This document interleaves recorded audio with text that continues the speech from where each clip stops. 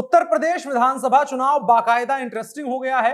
हां, अगर बिहार के नेता लोगों ने उत्तर प्रदेश में इंटरेस्ट ना लिया होता तो मामला थोड़ा थोड़ा फीका लगता, लेकिन जनता दल यूनाइटेड ने इसको इंटरेस्टिंग बनाने की पूरी जिम्मेदारी अपने कंधों पे ले ली है और जनता दल यूनाइटेड ने साफ तौर पर भाजपा को 2 दिन का अल्टीमेटम दे दिया है कि भाजपा या तो उत्तर प्रदेश में 23 सीटें इनको दे, नहीं तो जेडीयू अकेले उत्तर प्रदेश में चुनाव लड़ जाएगी, वो भी भाजपा के खिलाफ।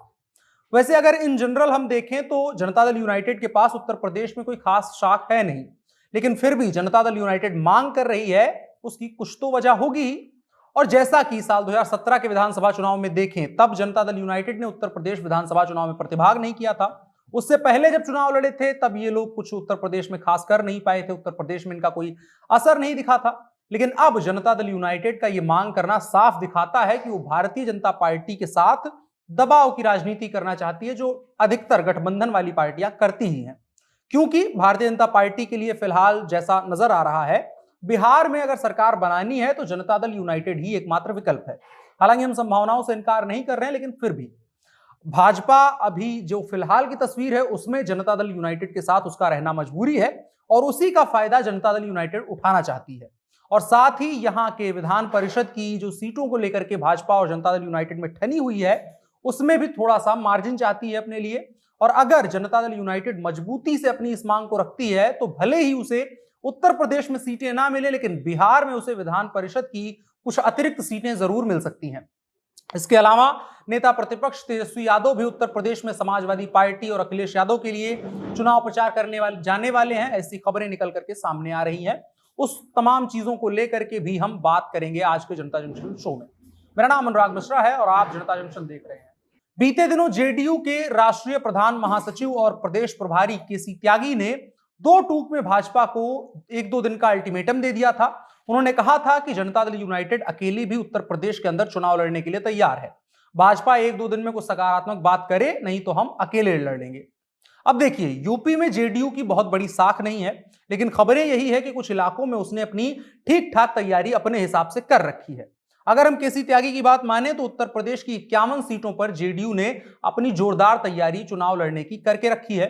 और यदि भाजपा के साथ गठबंधन नहीं हुआ, भाजपा जो 23 सीटें लोग मांग रहे हैं उस पर नहीं राजी होती है, तो ये लोग इन 51 सीटों पर अपने उम्मीदवार उतार देंगे। खबरों के हिसाब से अगर माने तो वाराणसी, प्रयागराज, देवरिया, कानपुर के इलाकों में कुछ सीटों को चिन्हित किया है इस पार्टी ने, जहां पर ये अगर भाजपा नहीं मानती है तो वहां पर चुनाव लड़ेंगे। और इन्हीं इलाकों से वो 23 सीटें भी है जिनकी मांग कर रहे हैं। हालांकि सूत्र बता रहे हैं कि केंद्रीय मंत्री और जेडीयू नेता आरसीपी सिंह ने भाजपा को स्पष्ट रूप से 23 सीटों की सूची सौंप दी है, लेकिन अब तक इस पर कोई फाइनल बात नहीं बन पाई है। हालांकि आरसीपी सिंह और केसी त्यागी की भाजपा के शीर्षस्थ नेताओं के साथ कई राउंड की बातचीत भी हो चुकी है, ऐसी भी खबरें हैं। अगर देखें तो जेडीयू का उत्तर प्रदेश में कोई खास काडर नहीं है। हालांकि उत्तर प्रदेश में 2-3 बार जेडीयू ने चुनाव में प्रतिभाग करने की कोशिश करी है।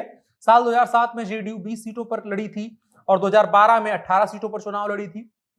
इन दोनों चुनावों में उनका कोई प्रदर्शन ऐसा रिमार्केबल नहीं था कि जिसको माना जा सके कि उत्तर प्रदेश में जनता दल यूनाइटेड का कोई काडर है, कोई वोटर वर्ग उनका है। साल 2017 में भाजपा की लहर थी और उसके सामने जनता दल यूनाइटेड ने चुनाव नहीं लड़ा था। लेकिन अब जेडीयू ने 22 में मन बनाया है कि यूपी में चुनाव भाजपा के साथ गठबंधन में लड़े और उत्तर प्रदेश में भी अपनी उपस्थिति को दर्ज करवाए। लेकिन भाजपा की तरफ से कोई खास इसमें दिलचस्पी दिखाई नहीं जा रही है। अब देखने वाली बात होगी आने वाले दिनों में, अगर बात बनती है तो क्या उत्तर प्रदेश में भारतीय जनता पार्टी 23 सीटें या कुछ संख्या में सीटें जेडीयू को देगी, और अगर बात नहीं बनती है तो क्या जेडीयू जो अकेले चुनाव लड़ने का मन बना चुकी है लेकिन जैसा कह रही है, क्या वैसा लड़ पाएगी या फिर महज वोट कटवा बन करके रह जाएगी। भाजपा किसी भी कीमत पे नहीं चाहेगी कोई भी गठबंधन की पार्टी वोट कटवा बने। और इसके साथ साथ एक बात और है कि किसी गठबंधन की पार्टी के मान मनोबल के चक्कर में वो अपनी पार्टी के नेताओं को, अपने काडर को भी नाराज नहीं करना चाहेगी।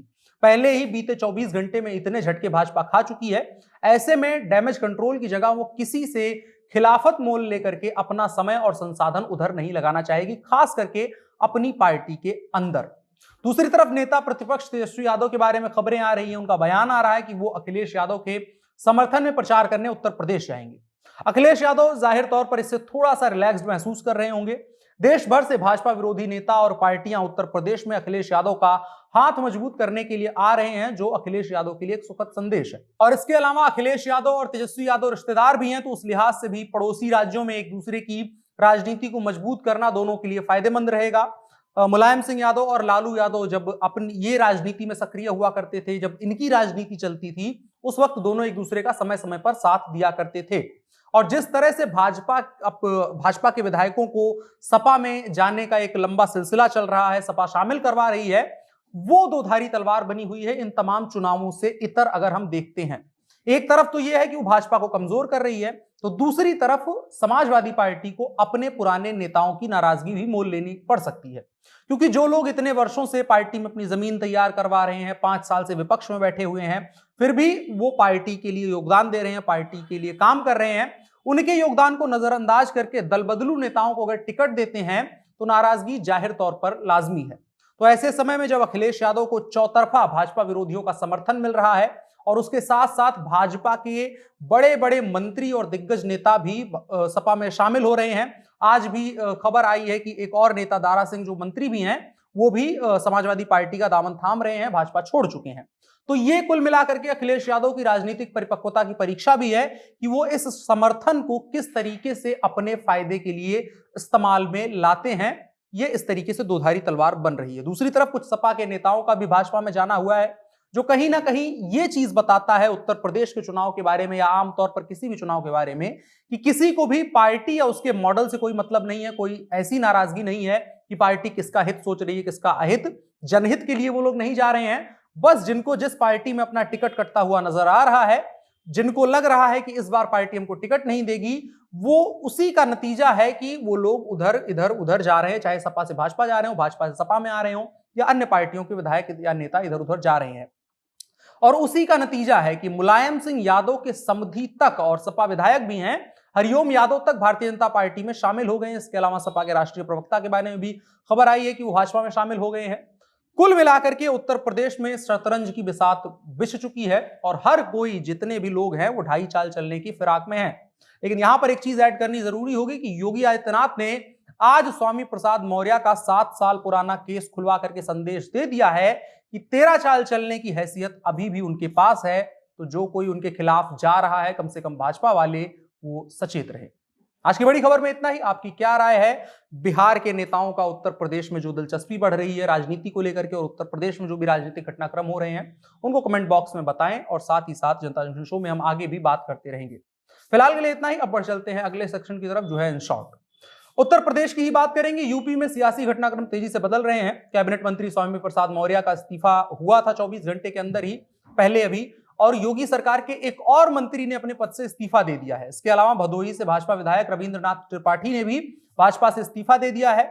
सरकार में वन, पर्यावरण एवं जंतु उद्यान मंत्री रहे दारा सिंह चौहान ने अपने पद से इस्तीफा दे दिया है। इसकी वजह भी स्वामी प्रसाद मौर्य वाली सेम है कि दलित, पिछड़े और तमाम व्यापारी वगैरह को भाजपा इग्नोर कर रही थी। 5 साल तक हमने सत्ता का हिस्सा हम रहे, लेकिन आज जब चुनाव आने वाला है तो हम सत्ता को छोड़ रहे हैं। इसके अलावा भी 3 विधायक उनके साथ ही गए थे स्वामी प्रसाद मौर्य के, जिनमें तिंदवारी से विधायक ब्रजेश प्रजापति हैं, बिल्हौर से विधायक भगवती सागर है, तिलहर से रोशनलाल वर्मा है, और कुछ और लोगों के भी भाजपा छोड़ने की अभी खबरें आ रही हैं, जो कि आगे आने वाले दिनों में पुष्ट होंगी। इसके अलावा एक और खबर उत्तर प्रदेश से ही है, लेकिन वो राजनीति से नहीं है, राजनीति का दुष्परिणाम है। यूपी में विधानसभा चुनावों के बीच एक्टिव केसेस में तेजी से उछाल देखने को मिला है। पिछले एक हफ्ते में एक्टिव केस 20 गुना तक बढ़ चुके हैं। 2 जनवरी को कोरोना के एक्टिव केस 1725 थे, जबकि 10 जनवरी को बढ़ करके 33,946 हो गए हैं। हालांकि इन्फेक्शन रेट में कमी थोड़ी सी सुकून देने वाली है। राज्य में इन्फेक्शन रेट 4.13% का है। वहीं दूसरी चिंता की बात वैक्सीनेशन की रफ्तार को लेकर के है। राज्य में अभी तक 53% आबादी को ही दोनों डोज लगी है। ऐसे में चुनाव में थोड़ा सा संभल करके आप लोग प्रतिभाग करें। इसके अलावा एक खबर खेल से जुड़ी हुई। पाकिस्तान क्रिकेट बोर्ड के चीफ रमीज रजा ने भारत पाकिस्तान के बीच सीरीज होने को लेकर के बड़ी पहल करी है। उन्होंने ट्वीट करके जानकारी दी कि वो आईसीसी के सामने एक ऐसा प्रस्ताव रखने जा रहे हैं जिसे अगर मान लिया गया तो दोनों देशों के बीच हर साल T20 मैच की सीरीज देखने को मिलेगी। फिलहाल अभी भारत और पाकिस्तान केवल आईसीसी के इवेंट्स में ही देखने को मिलते हैं। इसके अलावा एक खबर पंजाब से। आम आदमी पार्टी के संयोजक अरविंद केजरीवाल पर नवजोत सिंह सिद्धू, जो कि पंजाब कांग्रेस के प्रभारी हैं, उन्होंने निशाना साधा है। सिद्धू ने कहा कि राजनीति में विश्वास से बड़ी कोई पूंजी नहीं है। सिद्धू कह रहे हैं ये। कांग्रेस का पंजाब मॉडल पंजाब के लोगों का है। अरविंद केजरीवाल पहले कहते थे कि पंजाब में नकली केजरीवाल घूमते हैं, लेकिन अब मैं कह रहा हूं कि नकली सिद्धू घूम रहे हैं। हमारे पंजाब मॉडल के बाद केजरीवाल ने भी पंजाब मॉडल पेश किया है। इसके पहले वो दिल्ली मॉडल के बारे में लगातार बातें करते थे। अगर दिल्ली मॉडल इतना ही सफल था तो उनको उसका प्रचार करना चाहिए, ना कि हमारे मॉडल को कॉपी करना चाहिए। आज के इन शॉर्ट्स में इतना ही। अब बढ़ चलते हैं कार्यक्रम के अगले हिस्से की तरफ, जो है आज का कानून। सुप्रीम कोर्ट ने कहा है कि घर के निर्माण के लिए रुपए की मांग दहेज की मांग के बराबर है, जो भारतीय दंड संहिता की धारा 304 बी के प्रावधानों के तहत अपराध है। चीफ जस्टिस एनवी रमन्ना, न्यायमूर्ति एएस बोपन्ना और न्यायमूर्ति हिमा कोहली की पीठ ने कहा है कि दहेज शब्द को एक व्यापक अर्थ के रूप में वर्णित किया जाना चाहिए, ताकि इसमें एक महिला से की गई किसी भी मांग को शामिल किया जा सके, चाहे संपत्ति के संबंध में हो या किसी भी प्रकृति की मूल्यवान प्रतिभूति के रूप में, यानी प्राकृतिक जो संसाधन है उसके रूप में। इस मामले में एक निचली अदालत ने मृतका के, जो अभी इस केस की सुनवाई हो रही है उसमें उस महिला की मौत हो चुकी है, मृतका के पति और ससुर को आईपीसी की धारा 304 बी, 306 और 498 ए के तहत दोषी ठहराया था। यह पाया गया था कि आरोपी अपना घर बनाने के लिए मृतका से पैसे की मांग कर रहा था, लेकिन उसके परिवार के सदस्य पैसे देने में असमर्थ थे। परिणाम स्वरूप उसे लगातार परेशान किया गया, उसे प्रताड़ित किया गया, जिसके चलते उसने आत्महत्या कर ली। लेकिन इसके बाद ये मामला हाईकोर्ट गया। हाईकोर्ट ने कहा कि घर निर्माण के लिए पैसे की मांग को दहेज की मांग के रूप में नहीं माना जा सकता है। हाईकोर्ट ने अपने फैसले में पाया था, अपने अवलोकन में पाया था कि उनके खिलाफ, परिजनों के खिलाफ धारा 304 बी के तहत अपराध स्थापित नहीं किया गया है। किया जा सकता है क्योंकि मृतक के कथित तौर पर घर बनाने के लिए पैसे की मांग की गई थी, जिसे दहेज की मांग के रूप में उसकी मौत के उक्त कारण के रूप में नहीं जोड़ा जा सकता है। लेकिन सुप्रीम कोर्ट की इस पीठ ने हाईकोर्ट के फैसले को पलटते हुए आईपीसी की धारा 304 बी के तहत आरोपी की दोष सिद्धि को बहाल कर दिया और यह भी बताया कि किसी भी रूप में रुपए या वस्तु की मांग, जिसकी परिभाषा आप कोर्ट के उस फैसले में पढ़ सकते हैं, जिसे आप लाइव लॉ की वेबसाइट पर पूरी रिपोर्ट के तहत पढ़ सकते हैं, उसको कोर्ट ने दहेज की मांग के अंतर्गत परिभाषित किया है और इनकी सजा को बरकरार रखा है, जो निचली अदालत की सजा थी। आज के कानून के हिस्से में इतना ही। बढ़ चलते हैं कार्यक्रम के आखिरी हिस्से की तरफ, जो है नसीहत। स्वामी विवेकानंद कहते हैं कि तुम्हें कोई पढ़ा नहीं सकता है, कोई आध्यात्मिक नहीं बना सकता है, तुमको सब कुछ अंदर से सीखना है, आत्मा से अच्छा कोई शिक्षक नहीं है। समझिए, समझने वाली बात है। आज स्वामी विवेकानंद जी की जन्म जयंती है और इनकी तमाम बातों का मनन करें, जीवन में उतारें, यही इनको सबसे अच्छा तर्पण होगा। बाकी मौज करिए। आज के जनता जन शो में इतना ही। हमें दीजिए इजाजत, कल फिर मुलाकात होगी। तब तक के लिए बहुत बहुत शुक्रिया।